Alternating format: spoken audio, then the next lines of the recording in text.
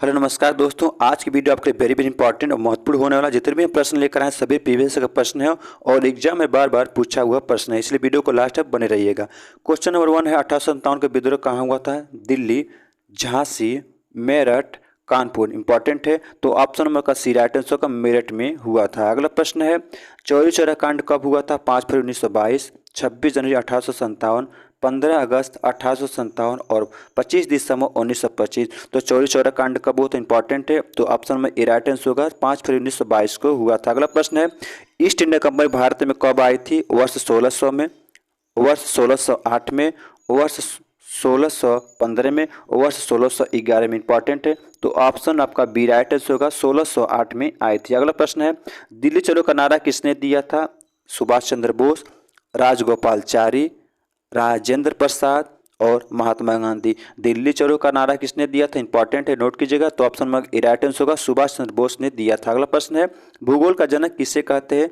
इरोस्थनीज, Herodotus, हिकैटियस और हिमपार्क। तो भूगोल का जनक किसे कहते हैं? ऑप्शन आपका सी राइट आंसर होगा हिकैटियस को कहते हैं। अगला प्रश्न है, अंतरिक्ष में कुल कितने तारामंडल हैं? 97, 81, 95 और 89। वेरी इंपॉर्टेंट है, नोट जरूर कीजिएगा। तो तारामंडल कितने हैं अंतरिक्ष में? तो ऑप्शन में का डी राइट आंसर होगा 89 जो है तारामंडल। अगला प्रश्न है, गंगा नदी की लंबाई कितनी है? 2000 किलोमीटर, 2520 किलोमीटर, 2525 किलोमीटर और 3000 किलोमीटर। गंगा नदी की लंबाई कितनी है? तो याद रखेंगे सी राइट आंसर होगा 2525 किलोमीटर है। अगला प्रश्न है, भारत का सबसे दक्षिणी बिंदु है? Cape memorial, Calimere point, Indira point और नरीमन पॉइंट। तो भारत का सबसे दक्षिणतम जो बिंदु है, इंपॉर्टेंट है, तो सी राइट आंसर होगा इंदिरा पॉइंट है। अगला प्रश्न है, भारत किस गोलार्ध में स्थित है? उत्तर पूर्व, पश्चिम उत्तर, उत्तर दक्षिण और उत्तरी और पूर्वी। बहुत इंपॉर्टेंट है दोस्तों, ईपीपी का पूछा हुआ प्रश्न है। तो भारत किस गोलार्ध में स्थित है? ऑप्शन नंबर का डी राइट आंसर होगा उत्तरी और पूर्वी गोलार्ध में स्थित है। अगला प्रश्न है, भारत में कितने राज्य तट रेखा से लगे हैं? 7, 8, 9 और 10। यानी समुद्र की तटरेखा से कितने राज्य लगे हुए पूछा हुआ प्रश्न है। तो याद रखेंगे ऑप्शन नंबर का सी राइट आंसर होगा 9 राज्य लगे हैं। अगला प्रश्न है, पृथ्वी पर कुल कितने महासागर हैं? 6, 5, 9 और 8। दोस्तों सेशन पर नए हो तो लाइक कीजिएगा। तो कुल कितने महासागर है, इंपॉर्टेंट है, याद रखेंगे। ऑप्शन नंबर का बी राइट आंसर 5 महासागर है। अगला प्रश्न है, पृथ्वी पर कुल कितने महाद्वीप हैं? 7, 9, 5 और 6। तो पृथ्वी पर कुल कितने महाद्वीप है? वेरी इंपॉर्टेंट है, क्योंकि एसएससी जीडी का ये पूछा हुआ प्रश्न है। तो ऑप्शन नंबर का ए राइट आंसर होगा 7 महाद्वीप हैं।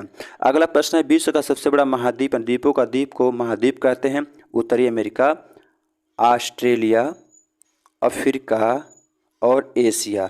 तो पृथ्वी पे या विश्व का सबसे बड़ा महाद्वीप कौन है?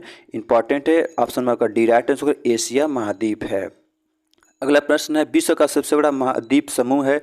इंडोनेशिया, स्कॉटलैंड, अंडमान और अन्य। तो विश्व का सबसे बड़ा द्वीप समूह है, द्वीपों को समूह को द्वीप समूह कहते हैं, इंपॉर्टेंट है।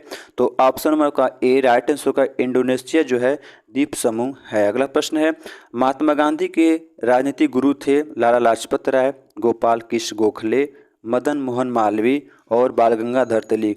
यानी महात्मा जी के जो राजनीतिक गुरु थे कौन थे? ऑप्शन नंबर आपका इसमें B right answer Gopal Krishna Gokhale थे। अगला प्रश्न है, काजीरंगा किस लिए जाना जाता है? बाघ के लिए, शेरों के लिए, चिड़ियों के लिए और गैंडों के लिए। तो काजीरंगा राष्ट्रीय उद्यान किस लिए जाना जाता है? इंपॉर्टेंट, नोट कीजिएगा। तो ऑप्शन नंबर का डी राइट आंसर होगा गैंडों के लिए जाना जाता है। अगला प्रश्न है, महात्मा गांधी जी की हत्या कब हुई थी? 28 फरवरी 1947, 30 जनवरी 1942, 26 जनवरी 1949 और 30 जनवरी 1948। उनकी हत्या कब हुई थी महात्मा जी की?